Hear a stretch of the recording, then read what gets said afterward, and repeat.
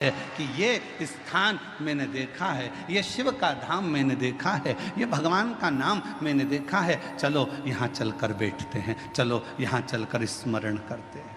चलो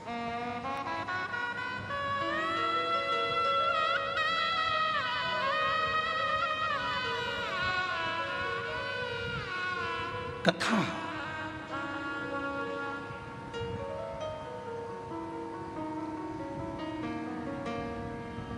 कोई तुमसे कहे कि मैंने जिंदगी में कोई गलती नहीं करी, कह देना तुम भगवान हो, तुम भगवान हो। और मानव अगर गलती नहीं करेगा तो गलती करेगा कौन गलती? इंसान हूं। और फिर निवेदन है मेरी जीजियों, भगवान बनने की कोशिश भी मत करना और इंसान को भगवान बनने का प्रयास भी नहीं करना चाहिए। इंसान को इंसान रहने दो, इंसान को इंसान। आज के जमाने में बहुत कलिकाल में बहुत आडंबर हो रहा है, लोग हर इंसान को भगवान बनाए जा रहे हैं और इंसान भगवान बन बन के बैठ जाता है। लोग कहते हैं वो भगवान जैसा, वो भगवान जैसा। नहीं, इंसान को इंसान रहने दो और भगवान को भगवान रहने दो, उसको भगवान रहने दो और तुम इंसान। भगवान मत बनना।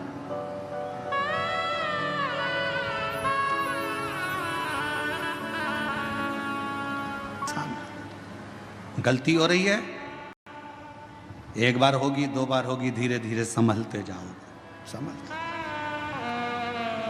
समझो। उसका काम है क्षमा करना और तुम्हारा काम है गलती करना। करो। गलती नहीं करोगे तो समझोगे कैसे? एक पिता ने अपने बेटे से कहा, मैंने तुझे फैक्ट्री का काम सौंप दिया है, मैंने तुझे ऑफिस सौंप दिया है, मैंने तुझे पूरा काम सौंप दिया है। एक बात सुन लेना, घाटा नहीं लगना चाहिए।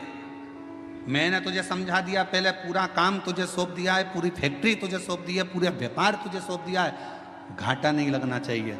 और बेटे ने काम करना चालू करा। काम करते करते उसकी कहीं बाहर देश में पहचान बढ़ गई। उसने अपना माल पूरा विदेश में बेच दिया, बेचा और विदेश में माल अटक गया, अटका, पैसा अटक गया। मालूम पड़ा वो लड़का कर्जे में डूब गया। बाप ने कहा, मैंने पूरी फैक्ट्री तुझे दे दी थी, मैंने पूरी कंपनी तुझे दे दी थी, मैंने तुझे पूरा ऑफिस दे दिया था और तूने कर्जे में लाकर छोड़ दिया, तूने कर्जे में लाकर डुबो दिया। बेटा कहता है, पापा गलती हुई है, सुधारूंगा, थोड़ा समय। अब पिता को चाहिए कि बेटे को बल दे, कोई बात नहीं, हो गई, मेहनत करना, फिर मेहनत करना, धीरे धीरे बढ़ना, हो सकता है फिर उन्नति की सीढ़ी पर चढ़ जाएं। गलती बेटे के सामने हुई, बेटे ने फिर मेहनत करी। मेहनत करते करते बेटा जितना माल गया था उससे 1000 गुने माल का फिर मालिक बनकर बैठ गया। फिर बैठा। और अब वो बेटा गलती नहीं करता। क्यों? क्योंकि पहले माल भेजने में गलती हो गई थी, पहले ऐसे गलती हो गई थी, अब नहीं होगी। किसी किसी को तो भगवान भी पृथ्वी पर जन्म देने के बाद सोचता है, इसको तो भेजना ही नहीं था तो अच्छा था। मालूम क्या था कि इतनी निंदा, इतनी बुराई, इतनी चुगली, इतने अपशब्द, इतनी गाली, इतना आड़ा टेढ़ा बोलेगी, इतना अपशब्द बोलेगा, ऐसा रहेगा, दिन भर बेकार काम करेगा, लोगों का दिल दुखाएगा। तो भगवान भी सोचता है, इसको एक बार तो जन्म दे दिया, अगली बार नहीं भेजना इसको, चाहे कुछ भी हो जाए, इसको 94 तरह के नरकों में पटक देना, पर पृथ्वी पर मत भेजना इसको। इतना झूठ, इतना छल, इतना प्रपंच, इतनी गलत शब्द, इतना अपशब्द, इसको पृथ्वी पर मत भेजना। अब भेज दिया। हो जाए गलती, हो जाए तो कोई बात नहीं, पर भगवान नहीं बनना अपन को, अपन इंसान के इंसान। सत्संग, कथा, स्मरण भगवान के करीब में लेकर जाता।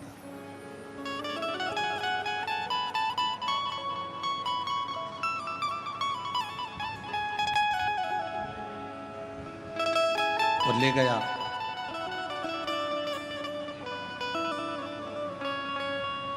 भागीरथ जी ने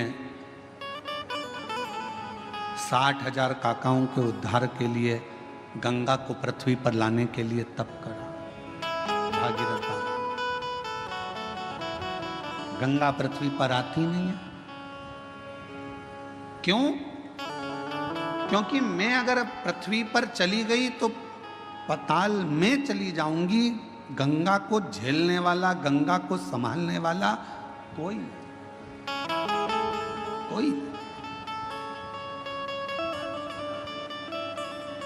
गंगा पृथ्वी पर नहीं आ रही।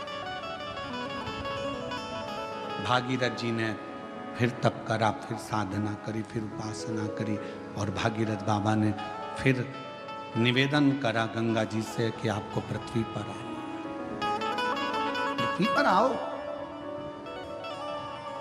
गंगा जी मना करती हैं, मैं नहीं आऊं, मुझे संभालने वाला भी तो कोई चाहिए। भागीरथ जी ने पूछा कि आप पृथ्वी पर नहीं आओगी तो मेरे काकाओं का उद्धार कैसे होगा? मैं क्या करूं कि आप पृथ्वी पर आ जाओ? तो गंगा मैया ने भागीरथ जी से कहा कि एक बार किसी सदगुरु की शरणागति में बैठकर थोड़ा सा सत्संग कर लो, तुम्हें कोई ना कोई तो राह मिल जाएगी। भागीरथ बाबा गुरु बाबा के पास जाकर बैठ गए।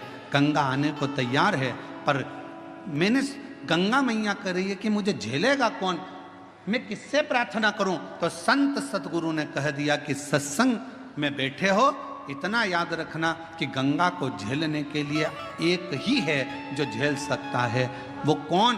तो कहा गंगा को झेलने के लिए जिसने अपने पूरी तप और साधना को पूरी जिंदगी में करता रहा हो, वही गंगा को झेल सकता है। और वो देव अधिदेव महादेव है जो गंगा को अपने मस्तक पर झेल सकता है। इसके सिवाय कोई गंगा को झेल पाए ये किसी के बस की बात नहीं है।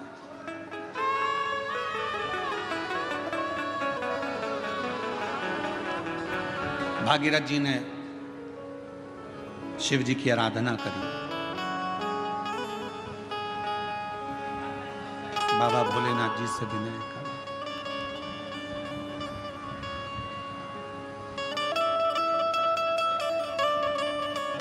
कुछ कृपा करो। भागीरथ जी ने भगवान शिव की आराधना करना प्रारंभ करी। शिव जी के लिए अखंड तप किया भागीरथ बाबा ने। ऐसी अखंड साधना करी कि भगवान शंकर का कैलाश धाम हिल जाए, पर शिव का कैलाश नहीं हिला। भागीरथ जी ने खूब तप करा, पर शंकर भगवान का कैलाश धाम नहीं हिल पाया, हिला ही नहीं।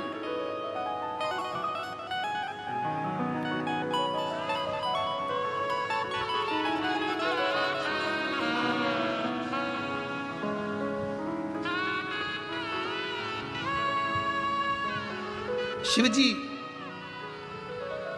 तुम्हारे तप से, शिवजी तुम्हारी साधना से, शिवजी तुम्हारी तपस्या से जितनी जल्दी प्रसन्न नहीं होते, शिवजी उतनी जल्दी एक लोटे जल से प्रसन्न हो जाते हैं।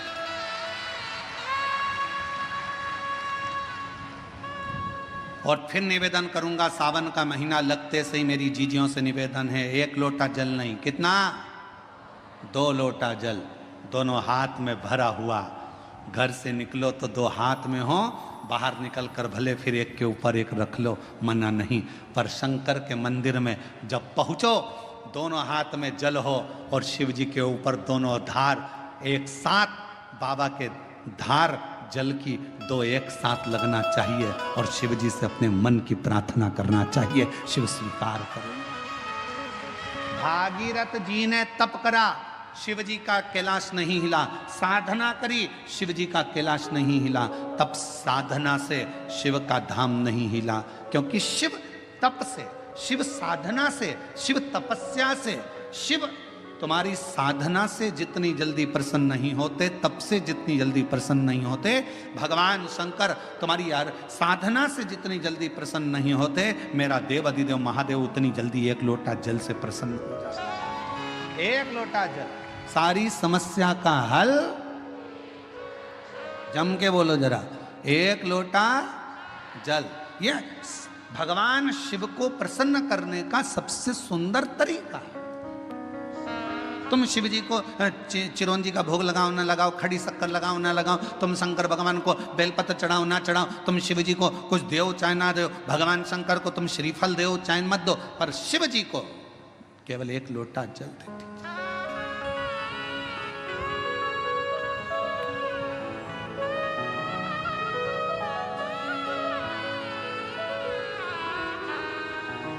छत्तीसगढ़ में एक बहन ने एक प्रश्न लिख के भेजा था कि भगवान के मंदिर में नारियल क्यों तोड़ा जाता है।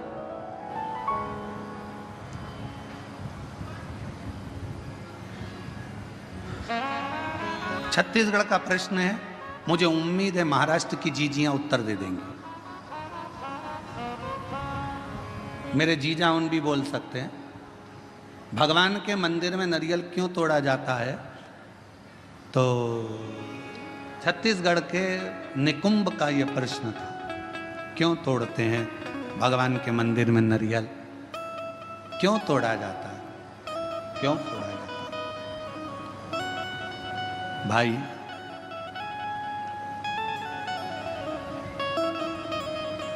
कहा तो कहा भगवान को प्रसन्न करने के लिए, पर हमसे अगर हमारे हम अब इस जगह पर हम हमारे शिव पुराण की बात नहीं कर रहे हैं, हम हमारे दिल की बात कर रहे हैं, हमारे मन की बात कर रहे हैं। ये हम हमारे मन से कर रहे हैं कि जीजी ने पूछा कि भगवान के मंदिर में नारियल क्यों तोड़ा जाता है, तो शायद मेरा दिल कहता है कि भगवान भी कहते होंगे तू मेरे मंदिर में नारियल तोड़ ले पर अपने घर को मत टूटने देना, तू मेरे मंदिर में नारियल तोड़ ले पर अपने राष्ट्र को मत टूटने देना, तू मेरे मंदिर में नारियल तोड़ ले पर अपने सनातन को मत टूटने देना, वो नारियल के रूप में स्वीकार। ये मेरा दिल कहता है। किसी को गलत लगे तो मैं क्षमा चाहता हूं इस बात के लिए, पर मेरा मन कहता है कि मेरा शिव कहता होगा, मेरे राम कहते होंगे, मेरे हनुमान कहते होंगे, मेरे भगवान कहते होंगे कि मेरे सामने तू नारियल तोड़ ले पर अपना घर मत टूटने देना, मेरे सामने तू नारियल तोड़ ले पर सनातन धर्म मत टूटने देना, मेरे सामने नारियल तोड़ ले पर हिंदू धर्म मत टूटने देना, और मेरे सामने नारियल तोड़ ले पर मेरे राष्ट्र को मत टूटने देना। मुझे स्वीकृत है।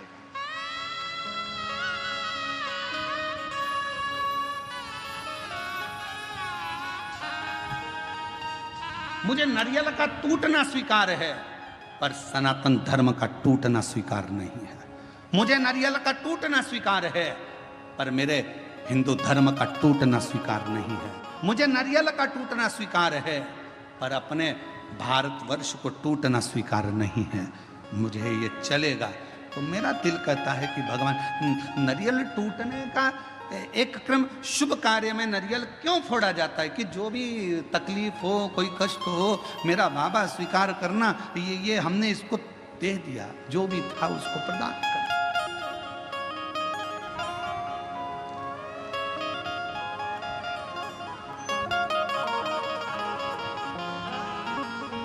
और इसीलिए शायद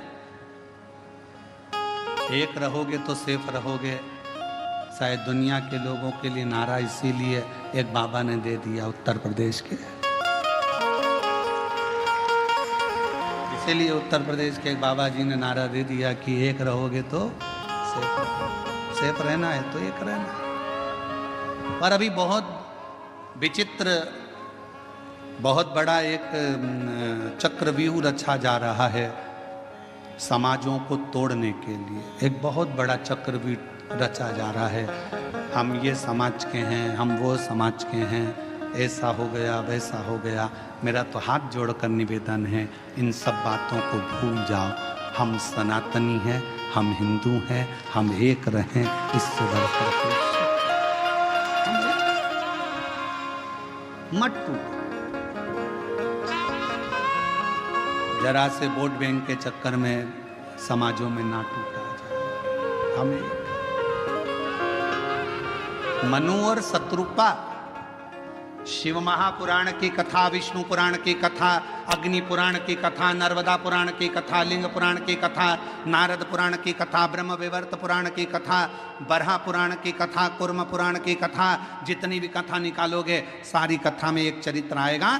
ब्रह्मा जी सृष्टि की रचना भगवान शिव के कहने पर करते हैं। सृष्टि की रचना करने पर ब्रह्मा अपनी जंघा से मनु शत्रुपा को प्रकट करते हैं और वो मनु और शत्रुपा की संतान आप और हम आज तक हैं। एक ही संतान है, मनु और शत्रुपा की औलाद आप और हम हैं। हमें यह पैदा नहीं करा गया कि तुम ब्राह्मण थे कि क्षत्रिय थे कि वैश्य थे कि शूद्र थे।